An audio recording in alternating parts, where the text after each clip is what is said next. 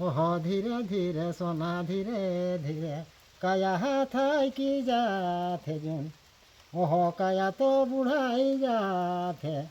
दाढ़ी तो मेछे पाक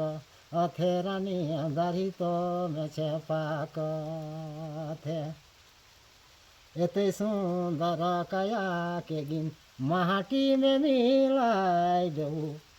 ओह माटी में मिलाई देऊ दाढ़ी तो मेछे पाक अथे राजा दाढ़ी में छे राजा पाक अथे एते सुंदर कमल काया के माटी में मिलाई देऊ ओह माटी में मिलाई देऊ दाढ़ी तो मेछे पाक अथे रानी दाढ़ी तो मेछे पाक अथे कत न कांदबे बेटा कत न कांदबे बेटी मोहके आयो कहियो नी पाबे जुन ओह कहियो नी पाबे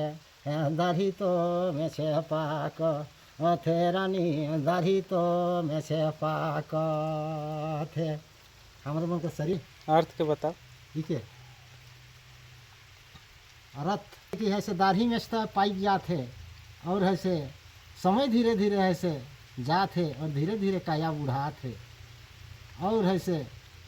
इतने सुंदर कमल काया माटी में मिल जाते कतो न कांदबे बेटी कतो न कांदबे बेटा मोके कहियो नहीं पावे बेटा मोके कहियो नहीं पावे।